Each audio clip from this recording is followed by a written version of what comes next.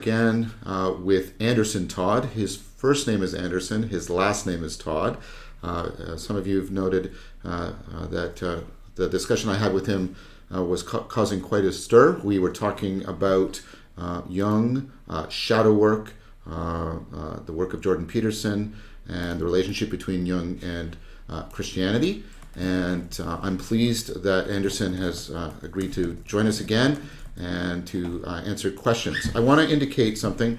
I'm going to give priority to the questions that are specifically towards Anderson. Some of you are sending questions to me. They please resubmit those to the general Q&A I do for Patreons. I want to focus today on the questions that are specifically directed towards Anderson and a response to our previous discussion. At some point, Anderson, it might be good if you went over your discussion of the golden shadow again. But I'd like to begin by a question. I get the first question, it's my channel, which is some people have commented about the argument that I was weaving through our discussion, but you were largely in agreement with, that Jung is better understood as a non-theist, and that his relationship to Christianity was much more ambivalent and critical than an apologetic relationship. And that was part of some of the criticisms of some of Jordan's take on Jung. And so some people replied by that by saying that, because I've seen this, and I no doubt you have too, this famous interview with Jung towards the end of his life, I believe, where he was asked if he believed in God, and he said, "Oh, I don't believe, I know." And many people take that as, they seem to be taking it as an indication that Jung was stating very clearly that he was some kind of theist. How would you respond to that? Well, I mean, I guess the first thing I would say is that, as I mentioned in our talk, Jung is perhaps best approached with an eye to completeness over consistency. And his work does change and the emphasis changes. So particularly after he had his heart attack, I think he comes in much more strongly sort of firing the guns in a mystical sense, and also, indicated that he had sort of more direct rather than sort of, inferential or logically derived in some way knowledge. However, when I think about this, I often think about, because it is in fact a common question, I think about Jung's relationship to AA and the 12 steps. So a lot of people don't realize that Jung actually had some impact on AA and the 12 steps. I didn't know that. Yeah, so Bill W., I think, the guy who's the AA founder, was in correspondence with Jung during the period. And there is a sort of a famous set of letters that's exchanged where Jung basically says that if he wants to conquer his addiction, he needs to make a sort of a transformative appeal to a higher power. Now, the interesting thing is, right, when this sort of filters through AA, eventually that becomes a relatively theist and sort of, Christian-centric sort of take on things. But of course, if you read Jung, the notion of an appeal to a higher power, when you're considering a relationship to the capital S self, is a considerably more complicated sort of thing, even if it has all of the symbolic machinery and appearances of that stuff. So when Jung says that he doesn't believe he knows, is what does he know? What does he mean when he's talking about God? And that's sort of how I would approach it. And to whatever extent you want to draw a distinction between theism and non-theism, in that sense, it's like, well, the appearances might be the same, but how you're interpreting the underlying event is different. Right? And I would tend to say that based on sort of the overarching body of his work, that it's fairer to interpret Jung, in fact, as saying, like, we can't really know the underlying. We can know that there is an event. We can know that it's powerfully meaningful. We can have an encounter with that thing and know it in that sense. But that's not quite the same as sort of the theistic faith commitment, right? Into a particular metaphysic. So that would line up with the fact that Jung often points to impersonal representations of the self, like the sun or mandala figures, as also things that point towards how he knows God. Isn't that correct? That's right. And so you have a kind of a double relationship there, as you do with many archetypes. So there's sort of the personalized intercessor and emissary versions of the self, and like we talked a bit about Mercurius last time, and that's sort of very close to the self in a way as far as archetypes go.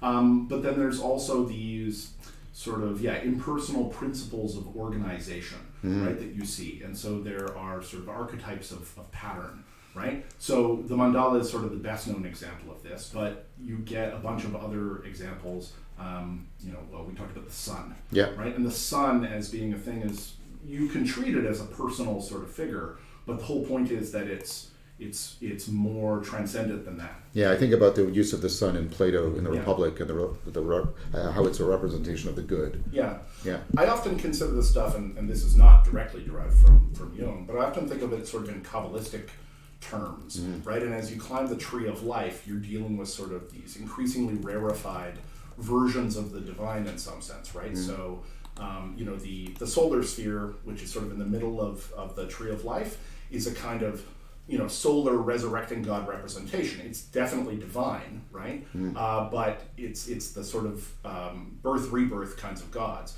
But when you get up to the top, when you get up to things like Kether, that doesn't even have energy or form. It's just kind of like raw Godhead, right? And so there are, I think, some representations of the self that capture that overarching and non-personal sort of aspect, impersonal aspect. But again, the stuff is, quite nuanced.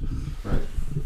That's very interesting. If we have time, I'd like to talk to you more about the sort of polarity between the personal relationship to God, which might be sort of more intrapsychically directed, and the impersonal one, which might be sort of more ontologically directed, and what happens when they get into sort of an anagogic resonance. Because it strikes me that people generally are trying to point into both directions at the same time when they're invoking this notion of God. So we have another question I'd like to ask you. We're switching to questions from Patreons. And so once again, thank you very much, patrons, for all your support. It's much appreciated.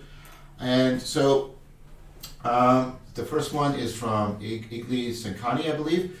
And I will read these questions out to you, Anderson. Thanks. My question for Anderson Todd: how would you evaluate Carl Jung as a philosopher? Was he one? If so, to what degree? If Mr. Todd would be able to explain Carl Jung's philosophy. I just want to mention one thing before we begin. Not only is Anderson a practicing psychotherapist, somebody who's been through and is continuing to be within Jungian therapy himself, he's also the person who teaches the Jung courses at the University of Toronto. So Anderson often has to deal with these kinds of questions in his courses about the relationship between Jung as a psychologist and Jung as a philosopher. So what would you say about, what kind of philosopher is Carl Jung, and what's the elevator pitch version of his philosophy? Right. Okay, so it depends in part what we mean by philosopher. I mean, Jung as sort of an analytical tradition philosopher is, I would say, quite weak. Yes. Right? As a continental philosopher, on the other hand, he's sort of well nested within a tradition of other people in that vein. Very post-Kantian in that way, too. Yeah, very much, right? And so, when you look at the influences, which we discussed before, right? You look at Hegel, and you look at Kant, and you look at Nietzsche, and you look at, he hated Schopenhauer, but which is weird, actually. Anyway, but, you look at those people, and he is firmly situated in that tradition, and I would say, in that sense, how is he as a philosopher? Relatively derivative. But insofar, if we mean by philosopher, we mean philosophia, if we mean a lover of wisdom, there's no question that Jung is firmly situated in that camp. And I think that the thing that Jung brings somewhat uniquely, I don't know if this qualifies as an elevator pitch, but when he interfaces and knits together a bunch of this material, he does so with an eye towards the phenomenology of lived experience, which is very important. And so, depth psychology, in many ways, is one of the last sort of big umbrella psychologies, right? Psychology, in academic psychology, experimental psychology now, tends to be very focused on relatively narrow kinds of questions. That's right. Depth psychology is, in some ways, less a psychology per se than it is a sort of overarching worldview and method. Like, it sort of encompasses, virtually anything. It can talk on almost any topic, right? So in that sense, as a lover of wisdom, I think Jung is deeply committed to philosophy and to asking the questions that I would say are fundamental to philosophy. Who are we?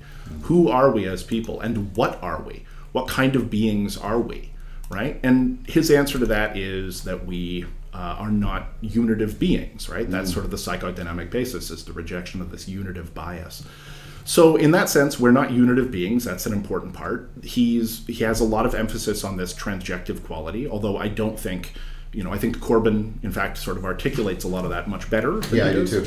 But his lived sense of it, as being sort of a clinician and working with people, and his sense of how those inner transformations map, and ultimately speaking, the efforts that he made to try to seal the mind-body rift, like we talked about that, and I think he just didn't have the machinery available. Yeah. But given what he did have available, he actually makes some sort of remarkable inroads, right, for the time, which is why I think a lot of, there were a lot of other thinkers in the period that took him quite seriously, even when he was persona non grata. How do I think he rates as a philosopher? He does not always have the meticulousness of mind, I think, that characterizes the best philosophers. But he has a scope and a breadth and a depth that compensates for that, provided that you're not reading him in isolation. Yeah, that's a good answer. Thank you. That's very helpful. So the next question is from Patreon, from Connor. Aside from dream journaling, and in your experience, what practices would you recommend for getting in contact with the archetypes after having done shadow work? The archetypes after having done shadow work. That's what the question's asking us. So when I teach this material, very often, doing dream work is useful, in part, because it is a very ready-at-hand altered state. So the argument that I typically make when I teach this material, and I teach a course on this, is that in fact our best bet is altered states broadly construed. So what I would include in that is, I make a rough, there isn't very good taxonomy around altered states. We don't have good categorization. But roughly speaking, I sort of drop them into three camps. I think of endogenous altered states. I think of sort of psycho-technological or technique-based altered states. And then I think of exogenous altered states, right? So the endogenous are all of the states that, deviate from some kind of statistical baseline and give us an extreme experience. So for instance, experiencing extreme emotions bends our salience landscape, bends our experience in ways that the ancients, for instance, could easily recognize. It's like love is madness, right? And so all these things that are in some sense madness, right, that are a form of madness, for whatever that's worth, are states which give us sort of an access and a perspective to parts of the unconscious and parts of our own nature that we don't normally have. And so being able to move into those states and move back out of them, right, and reintegrate that material is sort of the first move that I would generally recommend. So that can include strong emotions. It can include other kinds of endogenous states that are easy to get to. Spinning, right? So spinning, I joke, is sort of the first altered state kids figure out how to reliably reproduce, right? And they'll spin and spin and spin and spin and spin in the grass. But it also plays a somewhat central role in various religious traditions, right? Think of whirling dervishes, the Sufi tradition. And I have some sort of cogsci theories about how that might involve the hyperactivation of the cerebellum to produce insight and whatever. But the point is, right, you're trying all these things where you're moving your experience, you're moving your sort of phenomenological landscape into novel configurations and different experiences, and that's going to reveal things about you. Would states like the flow state also be included in that category? Yeah, I would say so. The flow state, hopefully, is a relatively common one, but it is a relatively also extreme state, right? So peak experiences, for sure, insofar as we think of Maslow's peak experiences as linked up with flow states, absolutely. States of awe, right? So all the stuff around positive psychology, states of powerful states of awe, but also other kinds of things. Basically making a picture for experience. If you want to get to know your unconscious, you combine together experience with a certain kind of analytical mindset. And you want your experience to be, in many ways, as sort of varied as possible. You want to chart out far points because you're going to get more information about yourself, about the nature of your mind. And then you have to treat it with a kind of analytical eye. So is it kind of like a deep learning cycle? You run all this experiential variation, and then you do a sort of an analytic compression to try and pick out, and then you revary it, and you're sort of cycling through it in that way? So you're looking for invariance. I think that's something that you're definitely looking for. But there's also an analytical component, which is, you're drilling in with sort of successive Socratic but what are we actually talking about? Oh, I see. Right. So as an example, a thing that I find a lot in clinical work that was something of a discovery for me was, a lot of people have a hard time accessing their preferences, right? Mm-hmm. So people don't know what they want. And that was a shock to me because I have very ready access to my preferences. Oh, but this lines up with some good cognitive psychology.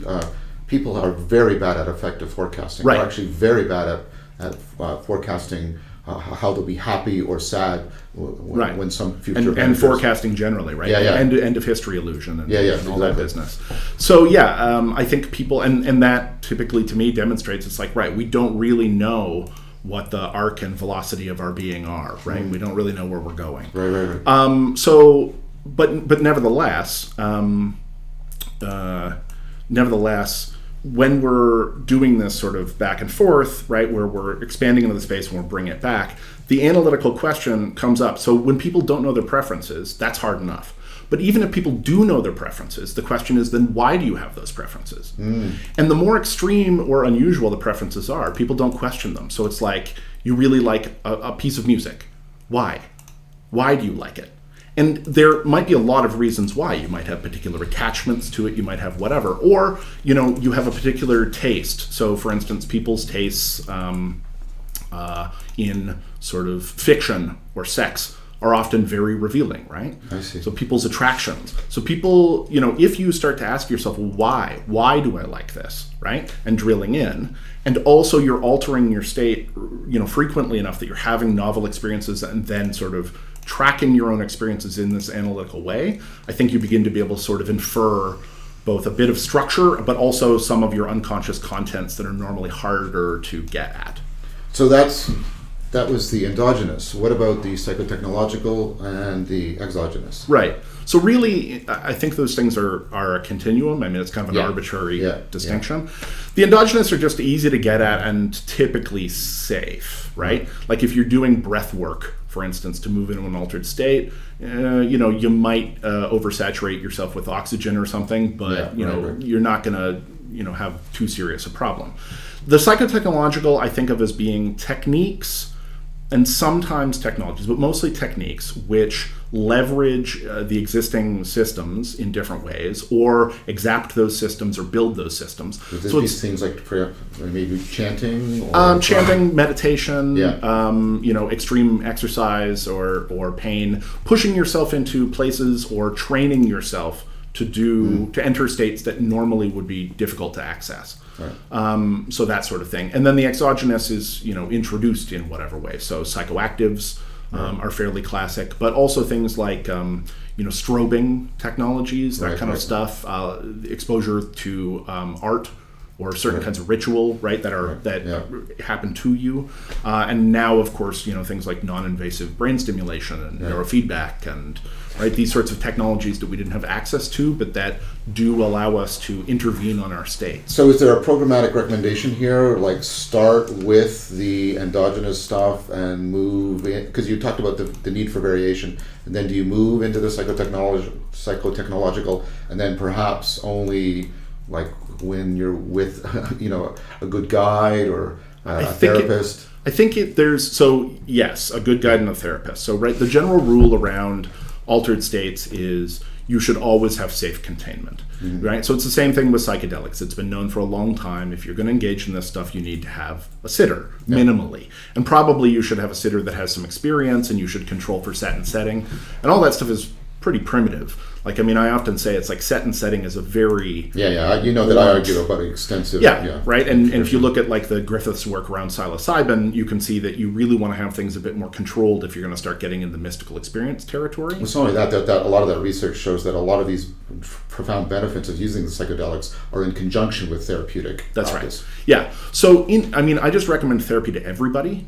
I think that we should think of therapy as less like emergency medicine and more like nutrition. More like some combination of a personal trainer. I used to say dentist, but a lot of people are afraid of dentists, and so I stopped using that analogy. I'm not afraid of the dentist, so it never occurred to me. But a personal trainer or even something like basic preventative medicine. You go to the doctor every 6 months or whatever for a checkup, and it's a checkup. But people typically only get into psychotherapy when they're in an emergency. Yeah, they already feel like they're about to implode. So maybe right? another analogy might be like sort of a sifu within a dojo or something like that. Sure. Yeah. So that is a general containing thing, right? Play safe, have containment, have some kind of integration and decompression in mind. Yeah. And then as a general program, I mean, a lot of it is about your comfort zone. Mm-hmm. Not all altered states are for all people. Is there kind of like a zone of proximal development? Yes. For this? There is, but the problem is that that's a very sensitive area. Right. I mean, if what you're telling somebody is like, you stay inside your comfort zone. The thing is that's not quite true. Right. You actually want to be slightly outside your comfort zone. But simultaneously, you don't want to be urging people to go outside their comfort zone, right? Because so there's a balancing act there. Yeah. I think, and people differ, right? Some people want to take small steps. They might want to do a little bit of dream work, investigate a little bit of meditation, and maybe try a float tank or something. Right. Other people want to load 24 different things into a catapult and launch them all at once. And so they're, interested in simultaneously doing ayahuasca and holotropic breath work and strobe stuff and suspending themselves from hooks. I think it's a matter of preference. And so, in general, my recommendation, though, is you don't need necessarily to go into the deeply exotic to achieve significant results. Okay. Right? If you spend enough time meditating in the old sense, contemplating, if you spend enough time analytically contemplating your interpersonal relationships, you can do a lot. If you spend some time paying attention to your dreams and your imagination, like what are the things that float up in your mind, you can, pick up all kinds of things, right? And if you want to move beyond that into, deeper fields of experience, it's sort of a matter of temperament and preference, I think. I would also say perhaps a matter of skill. Yes. Yeah. No, I agree. All right, so that was an excellent answer for a very good question. There's another question I want to ask you from Clara, who's also a patron. Thank you for the critique of the hero's journey. I am left to wonder, however, about the role of fear. My felt sense is that the hero's journey is all about conquering your deepest fears in order to improve your relation to the world. Aren't fears a big source or even root cause of self-deception?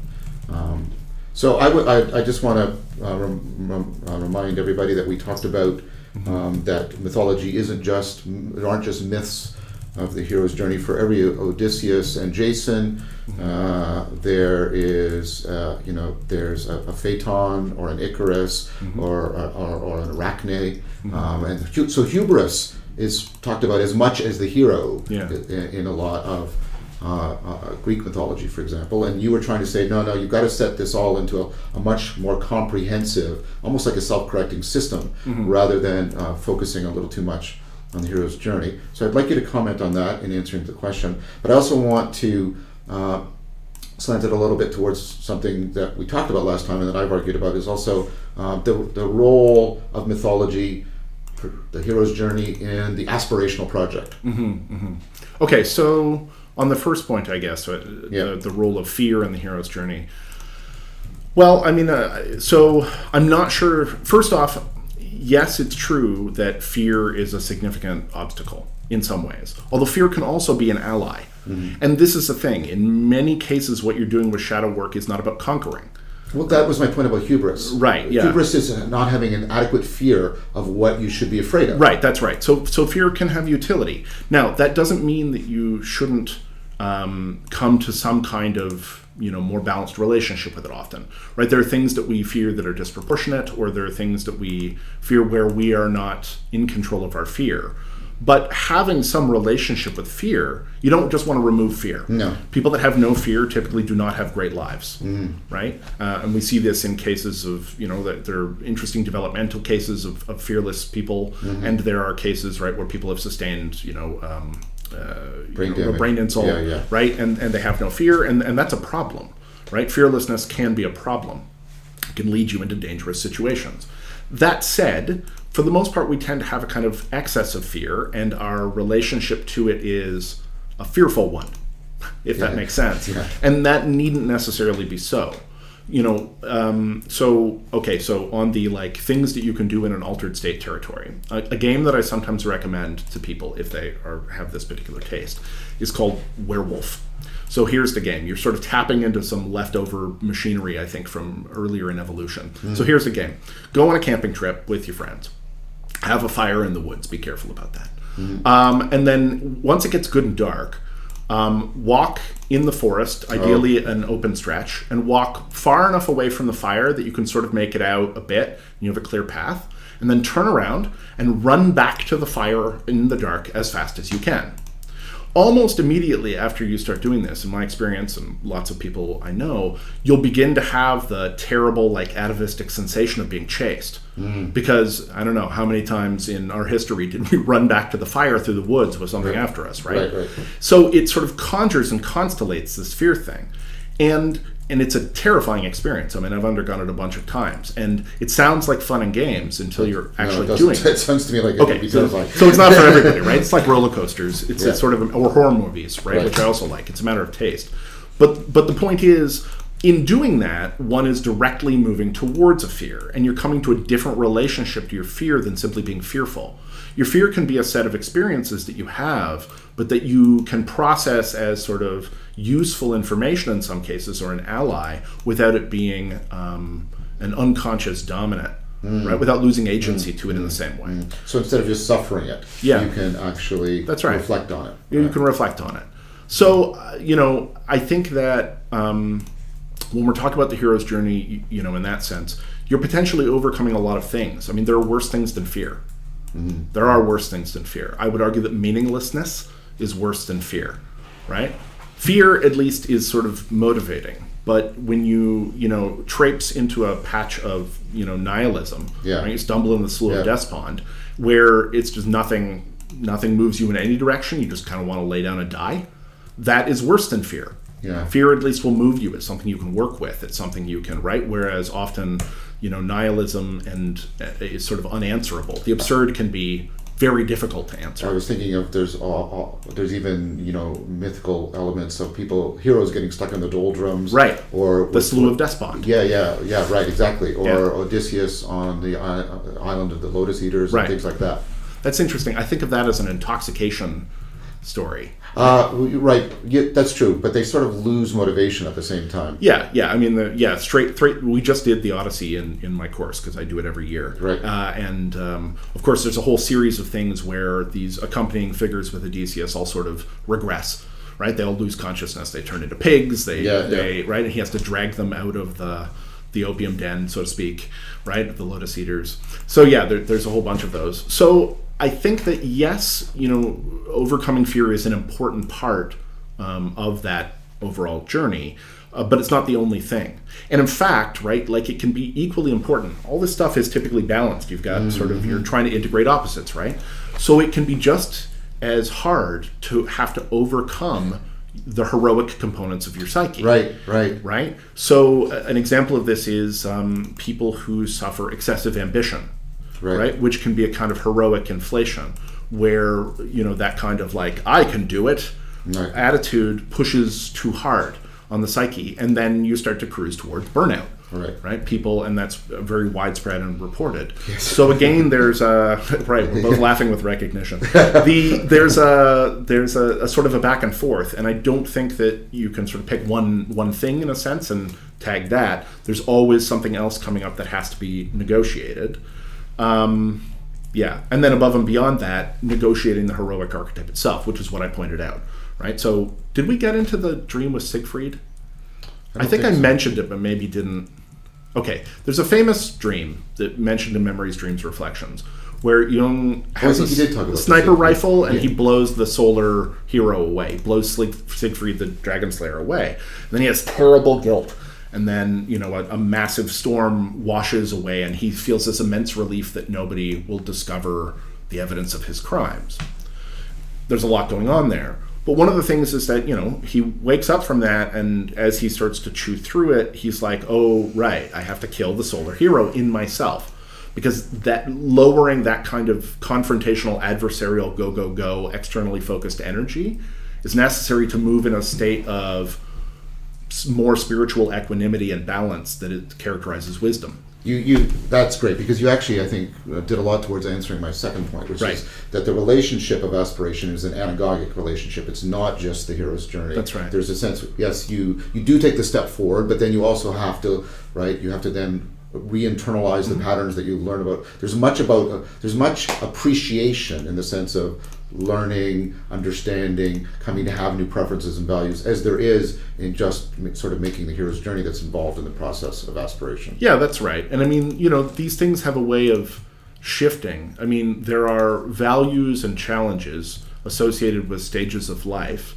And I think that we used to have a better recognition of that in some way in our culture, right? There are unique challenges that come with particular phases of life, and making emotional transitions into those and then dealing with those particular issues, right, is often central to the process of going through some kind of psychic growth. So Jung talks about this, when he says the first half of life, and obviously he's generalizing here, but the first half of life is external. It's an extroverted half. You're challenging the world and building stuff up and doing all that heroic stuff and taking it on and building yourself a career and building yourself a persona and getting status. And then the second half of life, post 35, is turning inwards and trying to process through the nature of being, who you are, what your legacies are, death. Yeah, so this lines up with the shifting of the temporal horizon. Right. So people, until they're 35, they live from their birth. Yeah. And then after 35, they start living towards their death. That's right. Now, I don't think that that's totally true in all respects. Like, I disagree with Jung that you can't do any important, inner work prior to 35. Sure. But I think it's interesting that traditionally, before you can train as a Jungian analyst, you can't train if you're under 35. Right. You can't even begin. Because the assumption is that you don't have the requisite life experience and depth and stuff to even start the process. Here, I think in Toronto, it's not 30. I think it's 30. Well, that's the same age Plato recommended that before. Right. Yeah. So that's interesting, because that also, like I said, it reflects that sort of cognitive fact. The temporal horizon flips around that stage. Yeah. Okay, let's pass on to another question, if that's okay with you. Sure. This is from a Patreon, Mackenzie Levitt, who that's also somebody who writes to me, and she asked, how should we apply self-compassion in the process of shadow work? Judiciously. Okay, so can you expand on that a little bit? Sure. Are we using self-compassion in its technical sense here, I wonder? The problem I have with that right away is I have deep arguments about that being sort of theoretically incoherent and bordering on self-contradictory. Right. I think it's a language of training thing. Yeah, and I think it's also, there's there's kind of a circularity even in the analysis of that. Yeah. So do what you want to do with it. Okay. I'm just apprising you of my sort of attitude towards this. Yeah, and I know that it's a contested space. So I'll approach it, I guess, maybe in the colloquial. So where does self-compassion play in with shadow work? I think it is necessary when you're doing shadow work to be realistic about the harms that you are inflicting, while still bearing in mind that... Harms to yourself or other? Both. Okay. While still bearing in mind that you have a responsibility to attempt to address those things, right? But that a lot of it was unconscious. There's a balancing act with all these things. And the thing that I say most often is an explanation isn't an excuse. Right? But or a justification. Yeah, but nor is an excuse, right? It's not an excuse. So in a sense, it doesn't get you off the hook, right? But at the same time, you often need to go kind of easy on yourself. It's contextual. This shifts around a lot. I mean, some people are more inclined to sort of let themselves off the hook, right? They project onto other people. It's not my fault. Right? Yeah, we talked about this before. And in that case, sometimes the sort of locus of control and also the locus of responsibility needs to shift inwards. And guilt is not a bad thing that should always be avoided. No. Yeah, nor shame. Yeah. It's just that they're often misapplied or they're disproportionate. So let me try and counterbalance this for all my criticisms of Neff work sort of scientifically, and what we just said about we need a more balanced attitude towards guilt and shame. we have our mutual friend Leo, and he has often said of me that I have a sadistic superego as his way of, and so is that the kind of thing that this question might be addressing? The concern that because of people's upbringing, or perhaps the religious formation, or some combination of constitution and upbringing, they might have. I don't even like the Freudian language, but you know what I'm talking about, the sadistic superego. Yeah, I mean, I think so. Like when you're doing shadow work, as we mentioned, there are sort of multiple aspects to it. So some of it is some of this golden shadow retrieval stuff, where you're going back and you're pulling out aspects and you're doing an aspect shift on them to recognize that they are not necessarily bad to begin with, or that there was no reason to abandon them, right? That can include things from your childhood, but also just traits that you chose one path over the other because of emotional reasons or whatever your reasons were. Right. And you go back and you reassess those things. Oh, wait, maybe actually it's not so bad. And I can have that back. Or maybe I didn't need to throw that away. So the golden shadow stuff. When we're talking about sort of deep, dark, personal shadow stuff and collective shadow stuff, well, then it's the 2 a.m. confrontation with yourself. It's looking at yourself in the mirror and recognizing, oh, I've been a shit, right?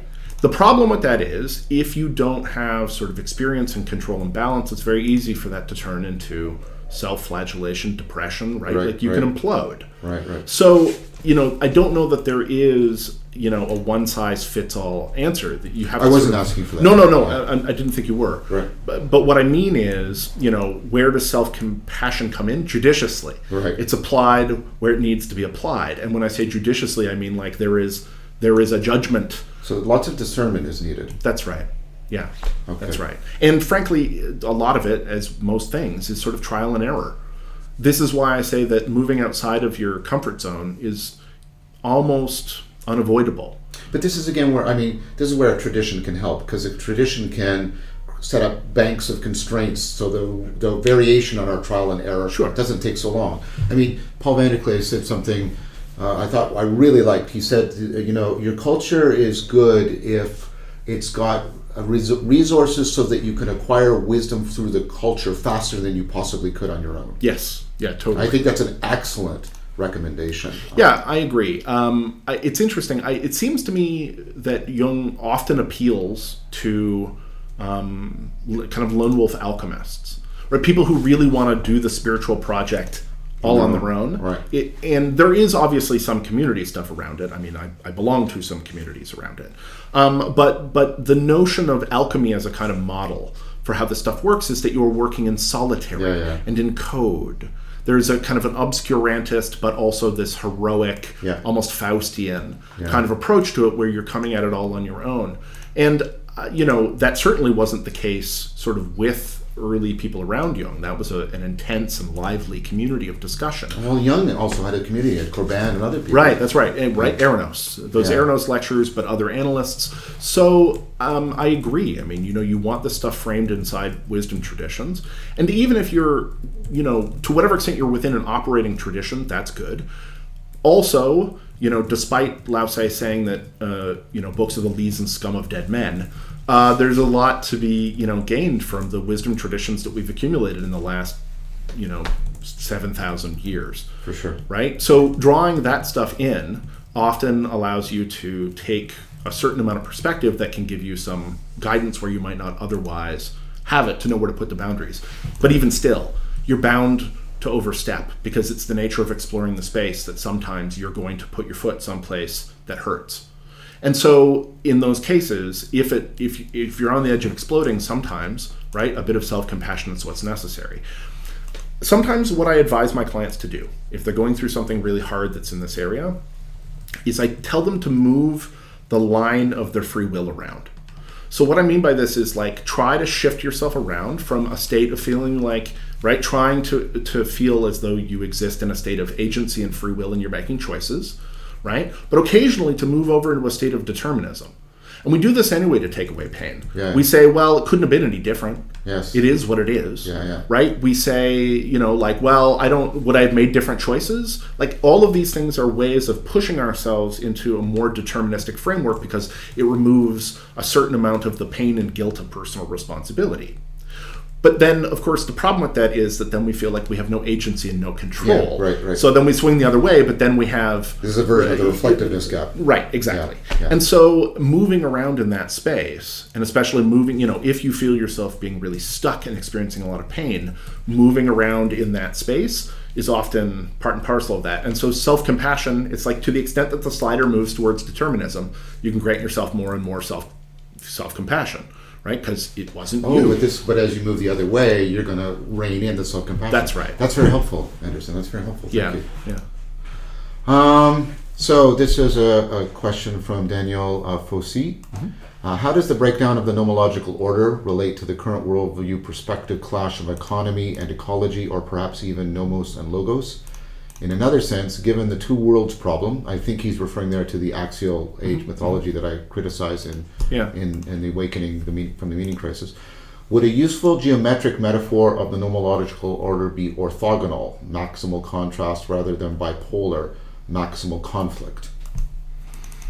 Wow. Okay, that was a lot of theoretical moves in a short space. Yeah, I was impressed by that. Yeah, that was cool. That was cool. Okay, so sorry. Let me take this through one. Do you want to read it again? Yeah. Go through it, and maybe I can address it on a kind of point by point. Yeah, so the breakdown of the nomological order relate to the current worldview perspective clash of economy and ecology. So he's saying we've lost the nomological order for reasons articulated in Awakening from the Meaning Crisis, but we still do have these opposing opposites, like economy and ecology, or perhaps even nomos or logos. Well, I mean, the first thing I would say is, of course, that the dichotomy between economy and ecology is stupid, right? It's a bad move. The idea that those things are opposed is a very poor conceptual You're not criticizing the question. No, I'm not criticizing the question. I'm criticizing our culture. Right.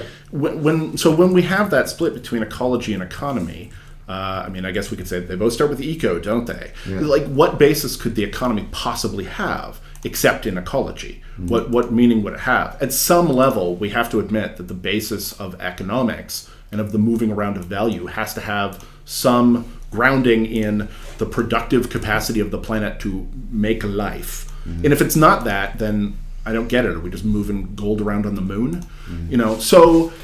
But it actually, traditional economics, and this isn't a criticism of economics, just of the way that it implements sometimes sort of treats it that way. Economics exists in a space of sort of infinite growth, right? And infinite growth is not a thing in the world. It's certainly not a thing within a finite ecological system, but that's where we actually live. Likewise, as we've moved to more abstract and notional ideas within economics, that has value because those things can zip around. Right, like zephyrs, we can manipulate them, we can twist them, we can derive things, we can do all kinds of fascinating things with this sort of high abstract conceptual material. But the further we remove it from food, the further we go from having a sense of what economics is supposed to be talking about, which is the movement of value. And value at the end of the day has to be about sort of sustaining human life. At least that's me. I mean, maybe I've gone all green on this. Okay. I think that's fine. The second part of the question that you wanted to address was, in another sense, given the two worlds problem, would a useful geometric metaphor of the nomological order be orthogonal, maximal contrast, rather than bipolar, maximal conflict? He's trying to say, is there a way that we could perhaps restructure the cultural cognitive grammar so that we move out of this oppositional mode, which is in alignment with basically what you just said? Yeah. Yes, I would have to think about that more deeply. It's cool. It's a thought-provoking question. Yeah, it's neat. It's a neat question. So I like the set of moves. I would have to sit and think about it. I think maybe at length. That's a tough one to do off the top of my head. Intuitively, it seems like the answer is yes, but I always want to check intuition against rational procedure. Well, the part of the difficulty we're facing, and this is no criticism of Daniel, is he's proposing a metaphor, right? A metaphor, and what working at what aspects of the metaphor we're supposed to be picking up on will require some hermeneutic discussion, I think. Yeah. My gut says yes, and that's cool. Works for me. But first you have the intuition or the insight, and then you sit down and do the hard work of checking your proof, right? Yeah, that's right. So, so I'd have to think about it, but that's a cool idea. I would encourage you to expand and articulate that idea. Okay, but Daniel, please do so. All right, so we're going to now shift to some live questions, a couple. Sure. This is from Quaestator. how do we know what kind of therapy might be useful for us specifically? Ooh, that's a good one. Okay, well, so there's a few different answers I could give to that question. One is, I mean, like most therapists, I think these days, I tend to have an eclectic standpoint. I don't. Is it eclectic or integrative? That's the thing. That's a matter of, is it self-care or self-hacking? So. Well, there is a philosophical difference. There is a philosophical difference. Okay, so it is integrative, but as you know, I hold my integrations lightly. Mm-hmm. I don't force an integration where I don't think that it's sort of due. Right. So I'm an eclectic, properly speaking. Okay. But I mean, making strong intellectual and personal efforts to integrate things. So right. I just haven't succeeded in doing it yet. Right. And actually, maybe I should touch on that. I haven't succeeded in doing it yet for some important reasons, right?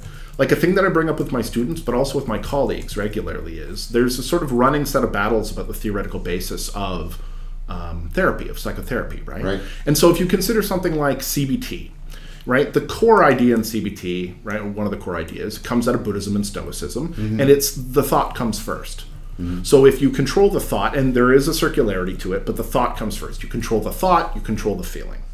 Well, EFT, which was a mode that I trained in, has precisely the opposite. Yeah. It's no, the feeling comes first. And the actual answer to this question, drum roll please, is we don't know. Because we don't know how it works yet. Yeah. We don't. We know we have evidence for both. We have evidence for both. Lots of therapies in different modes perform approximately equally well, right?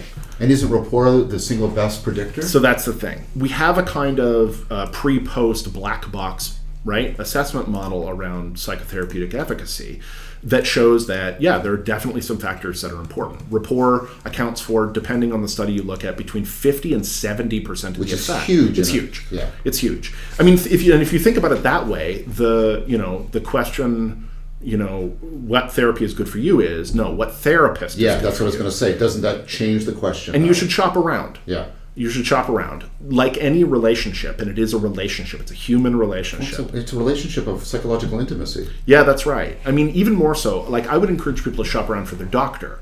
Don't necessarily go to the first doctor. Go to a doctor that you feel that you have a good working relationship with. And we don't always have that option, but, right? Likewise, even more so with therapy, like see one and see how you hit it off. Like, do you have a good working relationship? It's possible your complexes are going to interlock in a way that's going to make the work almost impossible, but also just it might not be your style. So since rapport accounts for so much of the effect, the question, what therapist are you looking for? And of course, with all things, it's like a normal distribution. So you want to try to find one that you think is good, and one that you think can keep up with your concerns, right? One that has the training that you want, and so on and so forth. Above and beyond that, I think some of it's a matter of taste and some of it's a matter of what issues you're working on. So if you are doing things like CBT, for instance, I think of as a terrific tool, right? It's a tool and it's good for certain kinds of things. If what people are experiencing is like an onslaught of negative thoughts that they can't control, CBT can be very effective. And it's worth learning anyway. It's a terrific tool to learn. If, on the other hand, what they're having is, a set of deep, unresolved issues, right, around, say, an absent parent or something, right? And absent might mean dead, and it might mean inaccessible, and it might mean, missing, and it might mean emotionally distant, and right? Well, there are techniques for that. Like there's the empty chair technique, which is for unfinished business. And emotionally focused therapy uses that kind of technique. Uses it, borrows it from Gestalt. It comes out of Gestalt, but So EFT might be what you're looking for in that context. Likewise, if what you're looking to do is sort of deep, meaning-based work about the narrative arc of your life, what it means to be you, well, then you're not doing CBT for the most part. No. You're doing something depth. And when you look at the profiles of these therapies, they perform approximately as well, but a few years ago, I think it was Sweden, switched over their healthcare system. I should really check this reference, but switched over their healthcare system entirely to CBT. They went all in on CBT. They were like, that's what we offer CBT.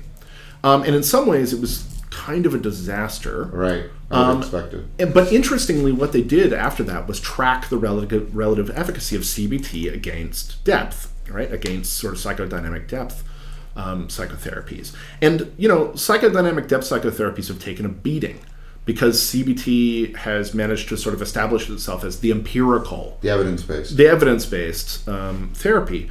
But actually what you see in the profile in the study is that CBT has a strong initial response, but often that efficacy and usefulness falls over time, whereas depth tends to build over time. Yeah, so one is, I mean, you'd expect it. One is more cognitive intervention, the other is more existential. Yeah.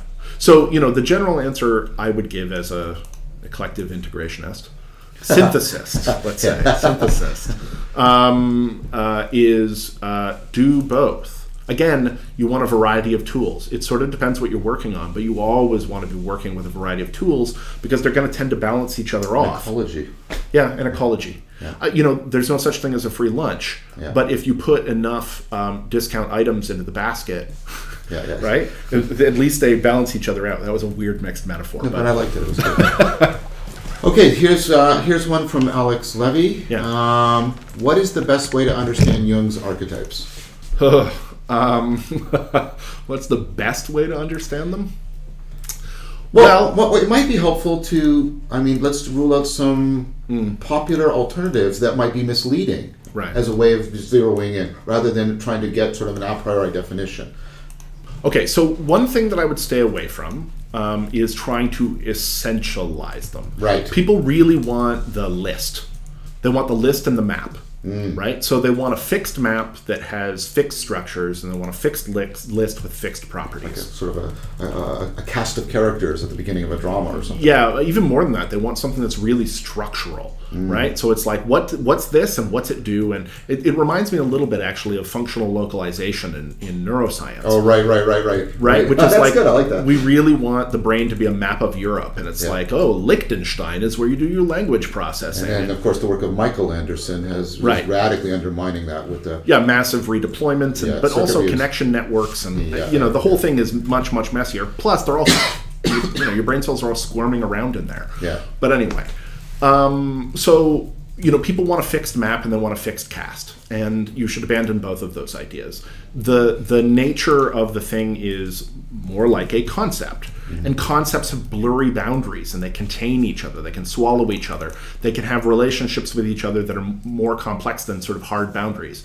It's very rare outside of pure math and maybe fundamental physics to be able to get like a concept that you can nail down to an Aristotelian list with an essence. Right. So are they kind of like a Wittgensteinian family resemblance thing? Yeah, I think so. So that's one thing, is that you sort of want to move away from trying to nail them down in that sense. Now, you can get a really interesting sense of archetypal material by, there's a reason that Jung focused on myth, and that primarily actually von Franz, his follower, got really into fairy tale. Fairy tale is really interesting in part because, as I say, fairy tales don't contain psychologies, they are psychologies. The characters in fairy tales don't have psychology, they are psychology. And what I mean is like, there once was a woodcutter and he lived in the woods and there was a wolf. You don't get a lot of interiority. Yeah. But what you get is this sense of the typological cast interacting in certain ways and being able to do analysis on that minus trying to drill into their psychology, you know what I mean? Like not getting homuncular with them. This is, for instance, why I have deep beef with Shrek and Wicked and what's the other one? The Angelina Jolie one. Maleficent. Yeah, Maleficent. Costume looks great, but it's like, please stop muddying this stuff up. You're gonna mangle kids. First, they need nice, clean categories to move this stuff around. Anyway, okay, so you can do interesting work. Now, if you just dive in and start reading that stuff, it's not that helpful. You would want to do that with an eye to reading some of the analysts who have done that work. And certainly loads and loads of analytical work unpacking that stuff. That's the bread and butter of sort of mid-century. But this brings up an epistemological question, right? Yeah. Because if they're Wittgensteinian, like games, and it's how would any claim be open to disconfirmation? Right. Well, okay, so the thing is that then, right, that's about making general investigation. And why? Why are you doing this? Well, ultimately speaking, what you want to do, of course, is learn how to pick up phenomenological markers in your experience, right? Because that's what this game is really about. So does it shift from being a theoretical account more to being like a path of training and transformation. Yeah, totally. Yeah. That's why, it's easy to get stuck if you're interested in Jungian psychology and just doing like endless, and I like doing this, right? Analyses of films and books and comics and novels and fairy tales, right? And that's fine. You can get really interesting stuff out of that. But if you're not then regrounding that experience of mythology or fairy tale or story in that high abstract sense, if you're not regrounding it in a lived experience, you're missing the point.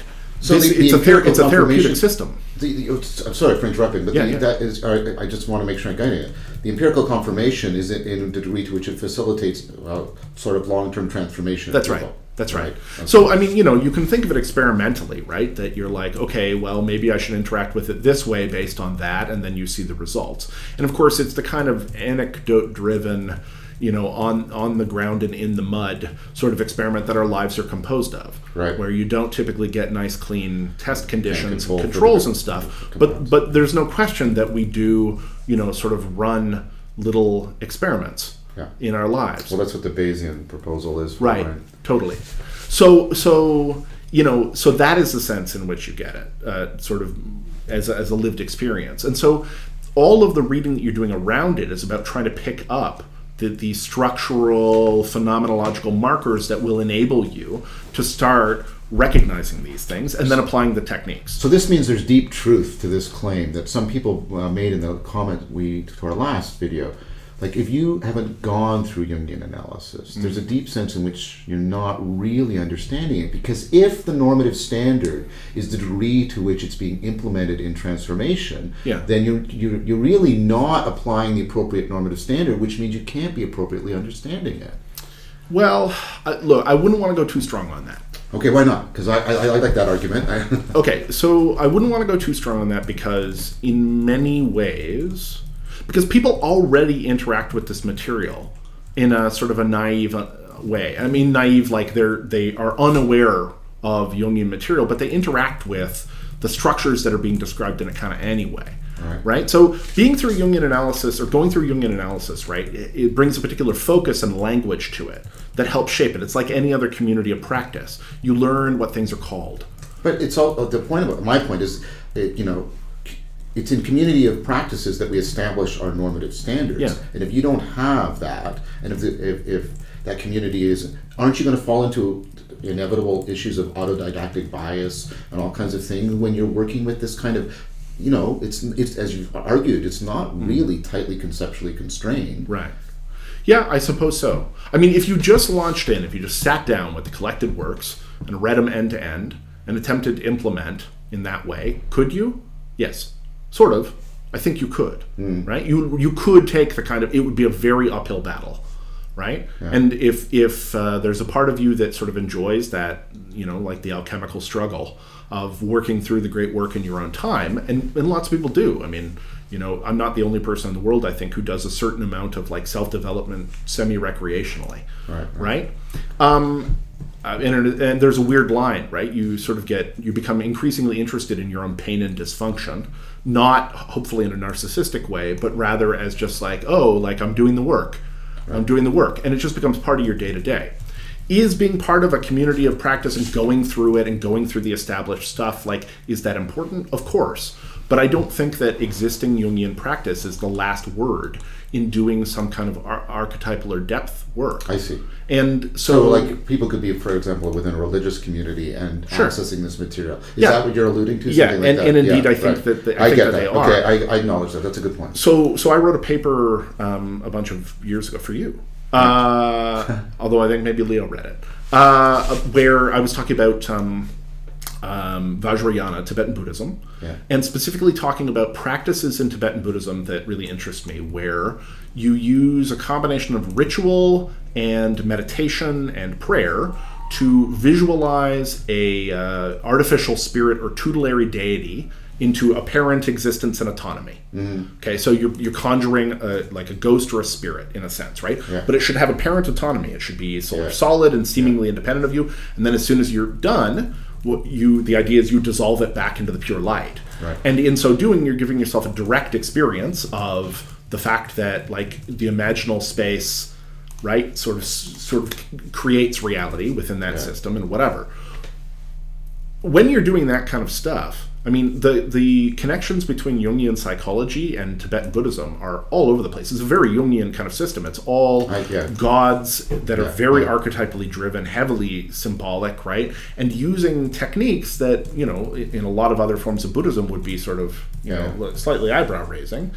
And yet, they're doing all this stuff and there's no mention of Jung. They're just working with archetypal energies and materials. I get that. So, yeah. Right? That's a good, that's a good... And actually, if on the note of Tibetan Buddhism and shadow, right, just because I think this is sort of an interesting anecdote, I'm really interested in this figure. So we tend to think of Tibetan Buddhism and the Dalai Lama, etc., as having sort of no shadow, right? That's a guy who does not seem to cast a shadow. And they have obviously a very good reputation and they've been quite hard done by, and no question, right? However, there is a group, a sect in Tibetan Buddhism that has been excommunicated by the Dalai Lama. And they're a group that deals with an entity called Dorje Shogden. Right. And Dorje Shogden is like the Darth Vader of the Bodhisattvas. Right. So there is an ongoing argument, right? The Dalai Lama pushed these guys out because he basically said, you're demon worshippers and you're out. This entity that you worship and communicate with and so on and so forth is bad news and he should be gone. And their response is, you are a bigot and you're pushing us out. You just don't understand the symbol. See, when he's drinking from the goblet of blood, what he's really doing is ingesting, right, the ruby red light of compassion. And when he's chopping the heads off of his enemies, he's slaying ignorance. Right? There's this symbolic recontextualization where they're arguing about the hermeneutics, right, and the kind of exegetical qualities around the symbol. But that's a pure shadow move right there. So in a sense, right, that's some collective shadow stuff going on. Are they in or are they out? And the question of Dorje Shogden for them, you could easily interpret with a Jungian lens, but you don't need one necessarily, right? You've made that case. Is that fair? No, I think that's fair. Yeah. I think my argument holds, but what you're saying is it's the point I was making about sort of being within a community of transformative practice doesn't have to be exhaustively applied to just the Jungian community. That's right. I mean, and Paul's point that you want to be within a culture that facilitates, right, that you're the self-appropriation of your own development and wisdom. Yeah, of course, right? Nobody wants to be in the culture that tries to put its boot on wisdom. Yeah. And obviously that's helpful, but I don't think that the Jungian community sort of super specifically, I don't know, that's a tough question in a way. No, yeah, I get it. So we've come to the end of our time, and I thank people for joining the bonus Q&A. There was lots of great questions and some fantastic answers from you, Anderson. We're going to be doing our regular Q&A with me on the third Friday of the month, which is the 21st of this month. Again, thank you always to my patrons for making this possible. Yeah, thank you. Great questions. Oh, excellent questions. And you can support my work on the Meaning Crisis at patreon.com/john.vervaeke. So thank you very much, Anderson, and thank you all for your questions and for your attendance.